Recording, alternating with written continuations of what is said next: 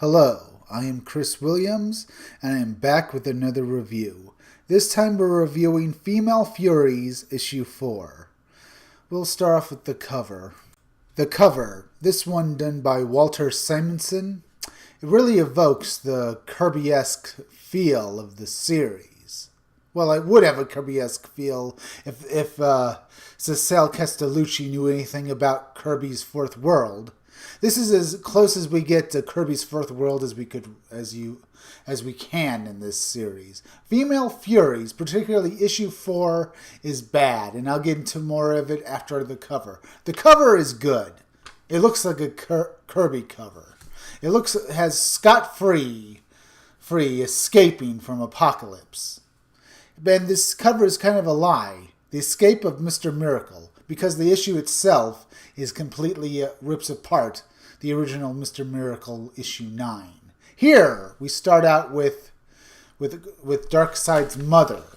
Darkseid's mother, Queen Higra. Here we can see Granny Goodness poisoning her, but Queen Higra, and this is laughable because she's the ruler of Apocalypse before Darkseid, says women must stick together. Take this book. It will help you. Even though you are killing me with poison, as it's burning down my throat, and I am dying, I am still able to say these words through the poison as it's going down my throat. That's stupid. Here we see Tigra, the mother of Orion, with Granny Goodness taking him away from her. She says the only reason she's still alive is that she is the mother of Orion, and that if anything happens to him, or if he is taken from her, she will most likely be executed, because they will have no use for her. Well, that's a real dime of a mother there. She only cares about herself. And now we see Granny Goodness sending Orion off to New Genesis. Maybe you'll do better there. All we really need is Scott Free. And she says a bunch of evil things. It really doesn't have any merit to this issue at all. All we know is that we see Orion being sent off to New Genesis to become the Orion we all know and love. Later on, Granny Goodness goes over to see Darkseid, and he's looking for Higra's book.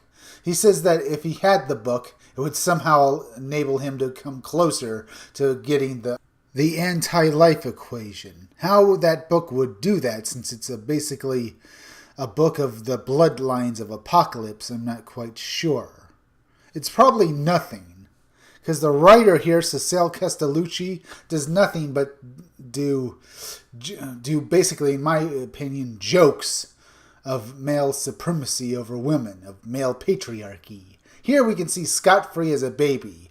As Darkseid says, he looks like a rather weak little whelp. But Granny Goodness says that they can break him, and he'll become and he'll serve Darkseid's plans.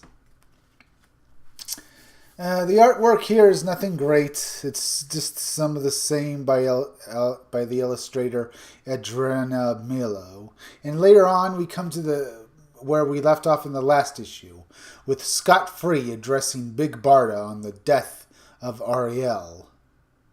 Big Barda says that she should turn him in, while Scott Free, looking rather cuckish, like a cock, just tells her he can he's leaving Apocalypse, and that he would like her to follow him, which goes against what he said last issue.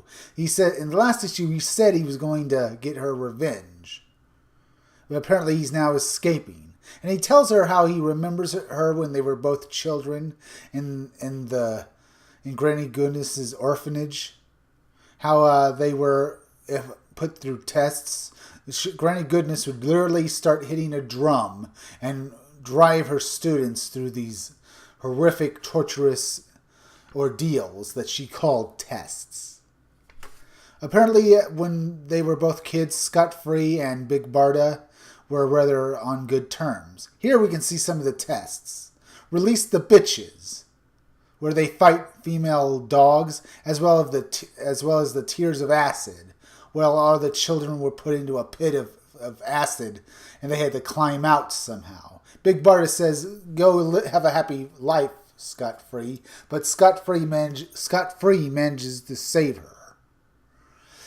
The artwork here is not good, and Cecile Castellucci proves that she doesn't know any of these characters when we see Scott Free and Big Barda suddenly hugging them, because Big Barda now remembers how he saved her. This goes against what we saw in the original Mr. Miracle series, and this is bad. And the artwork seems to be taking a dip because it looks less detailed here. I don't blame him. I wouldn't put much effort in this comic book as well. Later on, guards that are working for Willick come to arrest Scott Free, but Big Barda says that she'll protect him. Okay, the artwork is starting to look better, and I have to say I would do my best even on a bad comic to give as good as I can for that issue. And it looks like this Andrea Milo is trying to put some effort to giving us good artwork.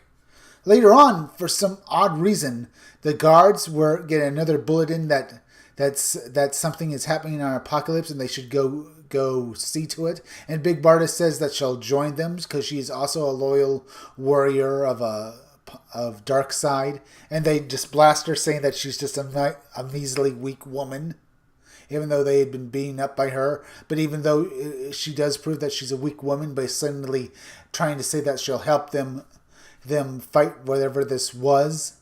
Apparently they were fighting flowers. Later on, Big Barda is trying to do a test and get a license from this cuckish looking guy who looks like a lawyer. I didn't know there were lawyers on Apocalypse. This is stupid. Why are there books?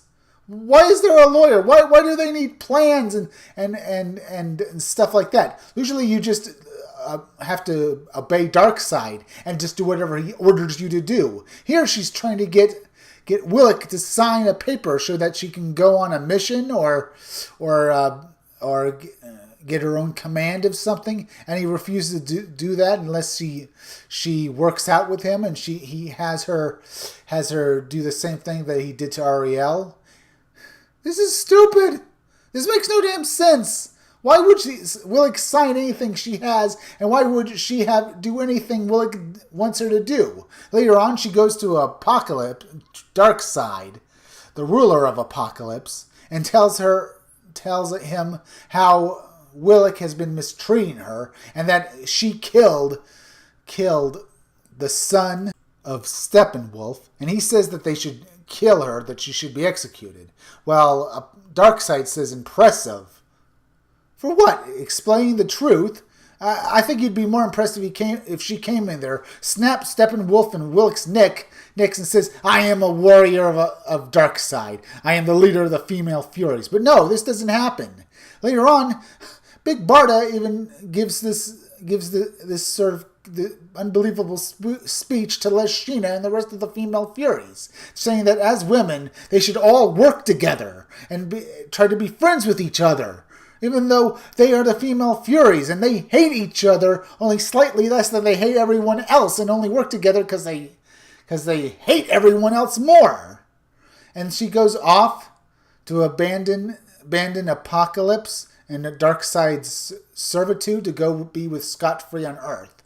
And Granny Goodness says this is perfect. Since Scott Free is now on Earth, it breaks the treaty with New Genesis. And now that Big Barda's there, we have pretense to send the Female Furies to kill Scott Free because he's useless, as well as either kill or bring back Big Barda. And the issue ends with Granny Goodness smiling.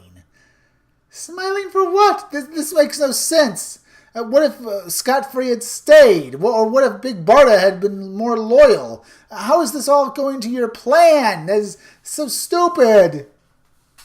This issue is bad, and I can see why Comics Matter with Zach would say this seems like it's like Cecile Castellucci is trying to parody the Fourth World, at least in my opinion. This is a parody. This is bad.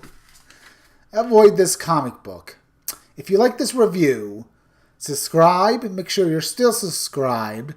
Hit that bell and leave a like and leave some comments down below. Remember, stay tuned for future videos to learn more news about my own upcoming comic book, Scum Dogs.